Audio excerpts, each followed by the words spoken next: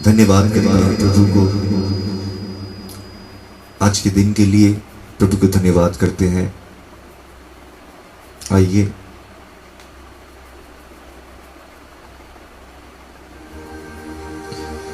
पवित्र पवित्र सेनाओं के राजा यहोवा सर्वशक्तिमान ईश्वर, मेरे सद को बुलंद करने वाला ईश्वर, मुझे नाजात मुझे उद्धार देने वाले ईश्वर, इस दुनिया को अपने चंगुल में समेटने वाले ईश्वर, अपनी उंगलियों से सागर को अलग करने वाले ईश्वर, आसमानों से आग उतार के बलिदान को जलाने वाले ईश्वर, इब्राहिम इसहाक याकूब के ईश्वर, हर एक विश्वासी जो तुझ में विश्वास करते हैं उसके ईश्वर, और कृष्णांजलि की अब्बा तुझे मैं पुकारता हूं। तू हम लोग की जीवन है, तू हम लोग की खुशी है। अगर हम लोग खुश हैं तो सिर्फ तेरी मौजूदगी की वजह से, क्योंकि जहां तू मौजूद है वहां इंसान रिहाई पाता है। तूने अपने खून से हम लोगों को सींचा है, अपने मांग से तूने हम लोगों को ताकत, तूने हम लोगों को खाना, आत्मिक खाना, जिसको खा के हम लोग हर एक जीवन की कठिन परिस्थिति पड़ाव को हम लोग पार करते हैं। तो वही जीवित परमेश्वर है जो जिन्होंने लाजरस को पुकारा था। तो वही जीवित परमेश्वर है जिन्हें इलाइजा के साथ बातें किया था। तो वही जीवित परमेश्वर है जिन्होंने मूसे के साथ एक वृक्ष से, एक पेड़ से, जलते हुए पेड़ से तूने बात किया था। तेरी मौजूदगी में हम लोग सब पवित्र है, क्योंकि तेरे स्थान पवित्र होते हैं तेरी मौजूदगी से। इसीलिए आज तूने अपनी आत्मा की चादर में हम लोग को ओढ़ ले। हम लोग की हर एक दुर्बलता, बीमारी, हम लोग की डर, हम लोगों के हर एक खामियां तू अपनी सामर्थ, अपने मोहब्बत से ढाक दे मेरे खुदा। रहम रहम तेरे विश्वासी के ऊपर रहम, तेरे दास के ऊपर रहम। तू अगर रहम नहीं करेगा तो कौन करेगा मेरे जीवित परमेश्वर। स्वर्ग की राजाओं के राजा तो तू है। रहम कर और हम लोगों को आत्मा में तेरे चरणों में स्थान दे, कि जब हम लोग आराधना करें, तेरी स्तुति करें, हम लोग तेरे सिंहासन के सामने कर सकें। ये विनती, ये प्रार्थना, ये भिक्षा यीशु के नाम से मैं तुझे मांगता हूं। खुदावन यीशु तू स्वीकार कर। आइए हम लोग प्रभु के आराधना करते हैं, प्रभु को धन्यवाद देते हैं, क्योंकि वो जीवित परमेश्वर है। धन्यवाद देते हैं परमेश्वर को। आइए हम लोग दुआ में जाते हैं। दुआ एक बहुत ताकतवर विश्वासी की हथियार होता है, कि जब हम लोग दुआ करते हैं सत्य परमेश्वर के पास, तब हम लोग वो दुआ के असर हम लोग जरूर देखते हैं, क्योंकि वो एक ऐसे परमेश्वर है जो हम लोग से बहुत प्यार करते हैं। वो आपसे, जो कोई भी है, आप हिंदू भाई हो, मुस्लिम भाई हो, सिख हो, बुद्धिस्ट हो, अगर आप मनुष्य हैं, मसीह आपसे बहुत प्यार करता है। और वो सिर्फ हम लोगों के पास नहीं आए थे जो मसीह को आज जान के चल रहे हैं, वो हर एक इंसान के पास आए हैं जो जीवन को प्यार करता है, जो अपने जीवन से मोहब्बत करता है। क्योंकि जीवन मसीह के बगैर नहीं मिल सकता। मसीह के बगैर वो जीवन मिल सकता है जो जीवन में इंसान हारता है। मसीह के बगैर वो जीवन मिलता है जो जीवन में इंसान सहमा हुआ रहता है, सहम जाता है। लेकिन जो मसीह में रहता है उसके जीवन में जीत सबसे पहले विषय बन जाता है। तो इसीलिए आइए हम लोग दुआ करते हैं स्नेहाशीष मुंडुल के लिए और एक बहन के लिए काजोल मुंडुल, और तुहिन के ग्रैंडमदर के लिए हम लोग दुआ करते हैं जो बहुत बीमार है। हम लोग दुआ करते हैं बॉन्दना के लिए, हम लोग दुआ करते हैं बॉबी के लिए, बॉबी माँ के लिए, और हर एक वो विश्वासी जिसको जिसको अभी परेशान है, बुखार है, डर है, उन सब के लिए आइए हम लोग सच्चे जिंदा परमेश्वर के पास हम लोग अपने हाथ को उठा लेते हैं। सर्वशक्तिमान ईश्वर, सेनाओं के यहोवा, राजाओं के राजा, तेरे पास ये सब नाम हम लोग तेरे हाथों पे सौंपते हैं प्रभु। तू न्याय विचार करता है, तू जो कुछ भी करता है तो वो हमेशा एक खूबसूरत योजना इंसानों के लिए होता है। मेरे खुदा, अपने खूबसूरत योजना से तू हर एक विश्वासी को एकता की आत्मा दे प्रभु, कि हर एक विश्वासी एक हो सके, मन में, आत्मा में, तेरे पवित्र वचन में। और ये सब विश्वासी जो बीमार हैं, वो हर एक विश्वासी को तेरे चरणों में रखता हूं इसीलिए प्रभु कि वो सब बीमारी से निकल के नहीं आए, लेकिन वो तुझे पहचान सके, वो तेरे वचनों में चल सके और वो नजात पा सके, वो ये डूबते हुए नाव से वो रिहाई पा सके, क्योंकि तेरे घाव के द्वारा हम लोग चंगाई पाते हैं। तो तेरे वो घाव प्रभु, वो घाव की ताकत को आज हम लोग पुकारते हैं ये सब विश्वासियों के जीवन में जो बीमार है।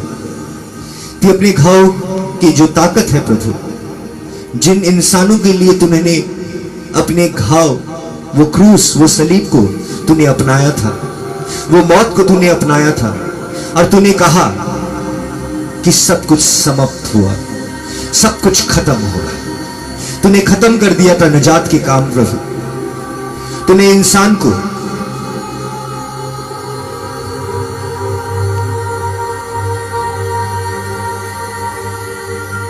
तूने पापियों को,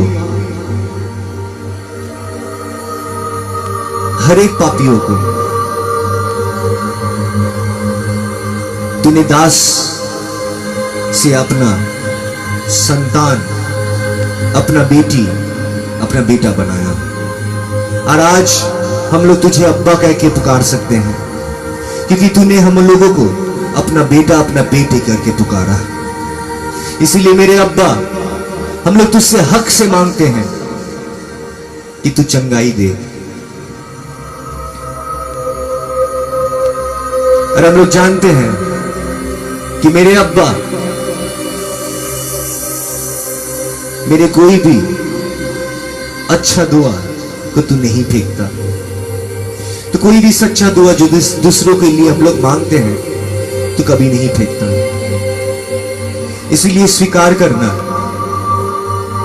मेरे मसीहा के नाम से, मेरे यीशु के नाम से तेरे चरणों में अब्बा में रखता हूं, तो स्वीकार कर। और अरे एक बात मैं कहना चाहता हूं प्रभु, हम लोगों की प्रार्थना खत्म नहीं होता जब तेरे पास आते हैं। कहीं ना कहीं हम लोग भूल जाते हैं कि हम लोग को ये बोलना है, ये पापी जुबान को तू अभिषेक कर कि आज ये पापी दास, ये पापी खादिम तेरा प्रभु किसी के जीवन में आशीष बन के जा सके, किसी के जीवन के लिए आशीष बन सके, किसी को आज तेरी राह, तेरी रास्ता, तेरी सच्चाई को बयां कर सके। किसी को नजात दे सके, किसी को प्रभु तेरे नाम से चंगाई दे सके। ये पापी खादिम की हर एक दुआ को तू कबूल कर, मेरे मसीहा यीशु के नाम से स्वीकार कर। आमीन। आइए हम लोग पवित्र वचन में प्रवेश करते हैं। आज आप लोग वचन देख पा रहे हैं, आज आप लोग देख पा रहे हैं सामग्री रहना बहुत जरूरी है। Satisfied, satisfaction is the secret to a thankful life. आज हम लोग कंटेनमेंट के ऊपर वचन को प्रचार करेंगे। कंटेनमेंट मतलब समग्र रहना, कि अपने जीवन में जो कुछ भी है मैं प्रभु को धन्यवाद देता हूं कि मेरे पास बहुत है, मेरे पास कोई भी चीज की कमी नहीं है। तो आइए सबसे पहले वचन में हम लोग प्रवेश करते हैं। पहले वचन हम लोग को कहता है, यूहन्ना के पत्र 6 अध्याय खोल लेते हैं, 1 पद संख्या से।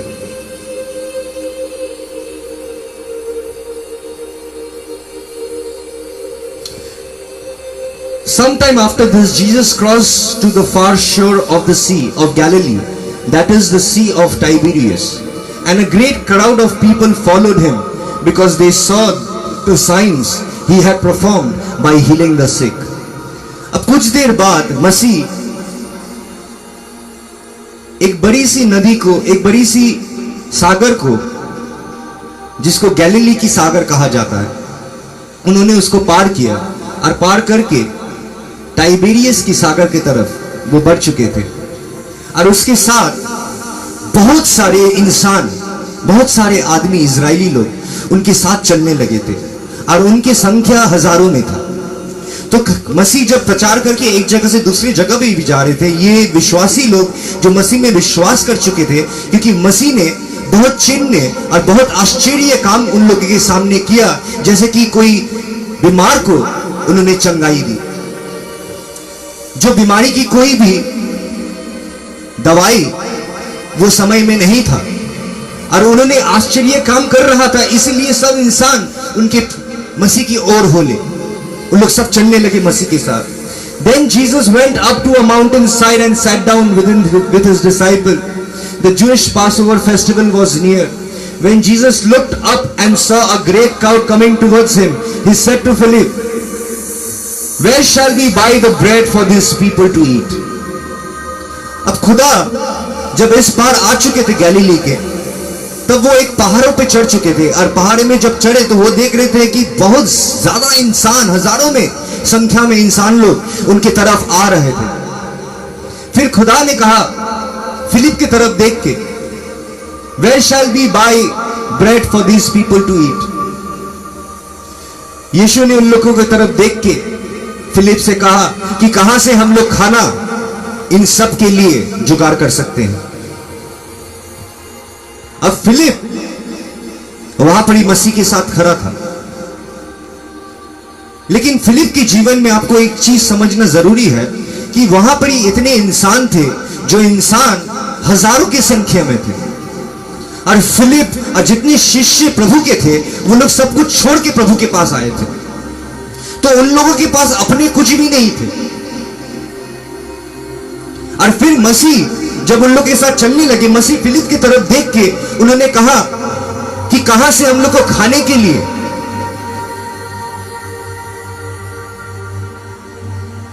कहां से हम लोग खाना खरीद सकते हैं इन लोगों के लिए। मसीह ने कहा कहां से हम लोग खाना खरीद सकते हैं इन लोगों के लिए। और फिलिप कहता है, he asked this only to test him, for he already had in mind what he was going to do. अब खुदा ने फिलिप से यह बात इसलिए कहा था कि उनसे परीक्षा करने के लिए, क्योंकि खुदा को खुद पता था खुदा क्या करने वाले थे। लेकिन तभी भी उन्होंने फिलिप से पूछा कि कहां से हम लोग खाना खरीद सकते हैं इन लोगों के लिए। अब खुदा यहां पर ही कुछ आश्चर्य काम करने वाले थे, और वो आश्चर्य काम हम लोग सब जानते हैं। फिलिप साथ में कह रहा है, Philip answered him, "It would take more than a half a year's wages to buy enough bread for each each one to have a bite. और फिलिप अपने ज्ञान से, अपने मन से, उसकी जितना भी उसका ज्ञान था, उनके जितने भी एक्सपीरियंस था उसके लाइफ में, वो एक्सपीरियंस से, वो ज्ञान से वो मसीह को जवाब देने लगे कि मैं अगर 1.5 साल भी, 1 साल भी या आधा साल भी काम कर लूं, तभी भी मैं इतने लोगों के लिए खाना लेके नहीं आ सकता। अगर लेके भी आया तो सबको एक ही निवाला मिलेगा। अगर मैं अपने सामर्थ्य से करने जाऊं, मैं 1.5 साल में भी सिर्फ एक ही निवाला के खाना इन लोगों को परोस सकता हूं। फिर खुदा ने कहा, another of his disciple, Andrew, Simon Peter's brother, spoke up. Here is a boy with 5 small barley loaves and 2 small fish, but how far will they go among so many? अब पतरस के एक भाई थे जिसके नाम थे एंड्रू। 5 रोटी और 2 मछली है, और अगर इस तो कहां से हम लोग इतने आदमी को खिला सकेंगे? आज देखिए कि हर एक विश्वासी के जीवन में यही हो रहा है। कहीं ना कहीं खुदा हम लोग के मन, हम लोग के ज्ञान को हमेशा चैलेंज करते हैं, परीक्षा करते हैं। हम लोग कहीं कहीं ऐसे ऐसे दुविधा में पड़ जाते हैं जहां पर ही हम लोग के कोई सामर्थ्य नहीं है, हम लोग के सामने में जो प्रॉब्लम है वो बहुत बड़ा है, और वो बड़ा प्रॉब्लम के सामने खुदा इसीलिए नहीं लेके जाता है कि वो तुम्हें दिखा सकेगी कि तुम कितने खराब हो। खुदा ये नहीं दिखाना चाहता है कि he wants to make you embarrassed। खुदा ये सवाल इसीलिए पूछता है क्योंकि वो खुदा एक एक इंसान को बताना चाहता है कि अगर उसके साथ मसीह है तो वो क्या क्या कर सकता है अपने जीवन में, वो अपने जीवन में क्या क्या कर सकता है। और हम लोग कहीं ना कहीं विश्वासी लोग यही दुविधा में पड़ जाते हैं जब हम लोग देखते हैं कि हम लोग के सामने बहुत बड़ा बिल है जो हम लोग पे नहीं कर पाएंगे। हम लोग कैसे ऐसे परेशानी में आ जाते हैं जो परेशानी में हम लोग खुद संभाल नहीं पा रहे। अचानक से घर के बिल बढ़ गए, अचानक से सब चीज के दाम बढ़ गए, अचानक से तुम्हारे जो सैलरी आ रहा है वो salary it cannot meet up to your family's expenditure. जितना परिवार के खर्चा है वो उतना खर्चा आप अपने सैलरी से मैनेज नहीं कर पा रहे। और खुदा हर एक विश्वासी को यह दुविधा में डालता है क्योंकि हर एक विश्वासी को वो दिखाना चाहता है, जैसे वो फिलिप को दिखाना चाहता था कि फिलिप, तू अगर अपनी सामर्थ्य से करना चाहेगा तो तूने सच कहा है कि, लेकिन अगर तू खुदा के सामर्थ्य के साथ चलता है, अगर तू खुदा पे विश्वास रखता है, तो वो 5 रोटी और 2 मछली काफी है 5000 इंसान को खाना खिलाने के लिए। इसलिए जब हम लोग अपने ऊपर निर्भर करके चलते हैं, हम लोग कभी भी सैटिस्फाइड नहीं होते। We are not content. हम लोग संतुष्ट हो ही ना, हम लोग कोई भी चीज में संतुष्ट नहीं होते। इसीलिए हम लोग के जीवन में आज देखिए कि कितने इंसान है, हम लोग के पास कितने समय है। जो इंसान लोग काम करते हैं 24 घंटा हम लोग को रोज मिलता है, और ये 24 घंटा में से अगर कोई इंसान काम करता है तो 10 घंटा उसको काम में देना पड़ता है हर रोज। 10 घंटा उसका चले गया। सोच लीजिए मैक्स टू मैक्स अगर कोई बड़ा आदमी 10 घंटा काम करता है तो 6 घंटा वो सोता है, 16 घंटा वहीं चले गया। अब बचा आपके पास कितना? बचा आपके पास सिर्फ 8 घंटा। और ये 8 घंटों में से आप दुख में बिताना चाहते हैं अपने परिवार के साथ या खुशी में बिताना चाहते हैं, ये आपके हाथों में है।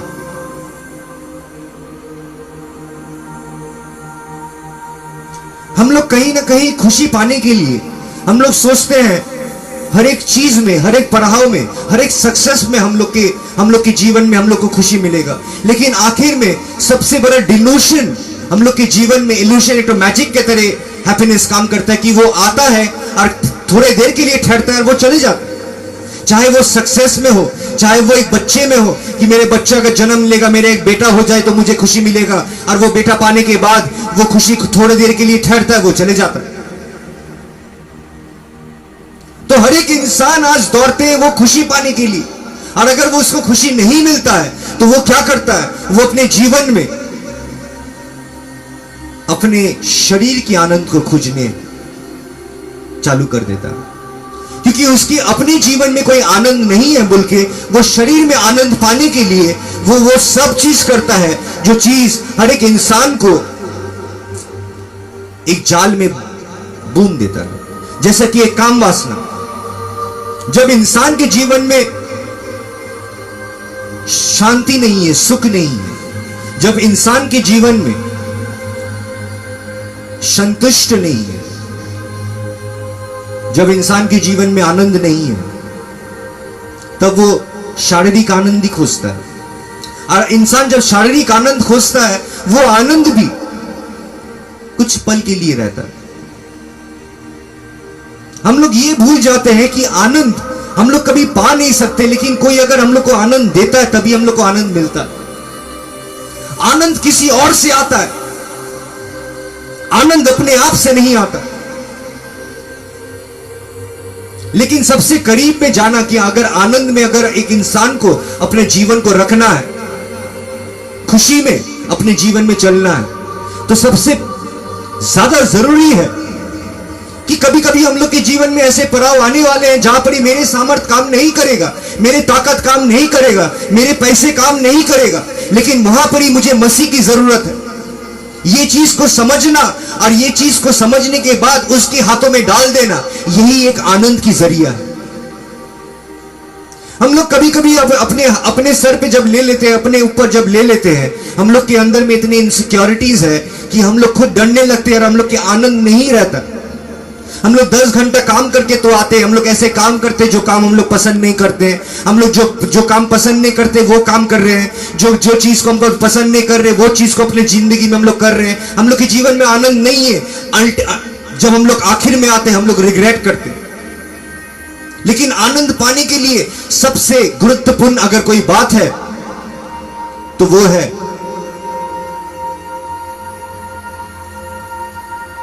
आनंद हम लोग कभी पा नहीं सकते, वो हम लोग के साथ है। वो जगह में हम लोग को पहुंचना पड़ता है। आनंद हम लोग बाहर ढूंढ रहे हैं, लेकिन आनंद कहीं यहां ही छुपा हुआ है। जब एक विश्वासी आत्मिक वृद्धि पाता है, और आनंद को कहा जा रहा है आत्मा की एक फल है, लव, जॉय, पीस, जो खुदा एक वृक्ष में, एक डाली में वो उत्पन्न करता है, और वो डाली आपके परिवार है।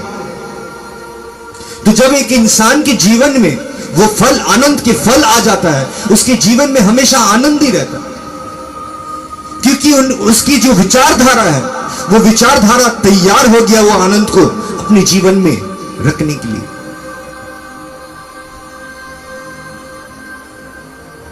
पवित्र वचन में देख रहे हैं कि वो लोग भी एक आश्चर्यजनक जगह में पढ़ चुके थे, फिलिप, कि कैसे करके हम लोग इतने इंसान को खिलाएंगे, कैसे करके होगा।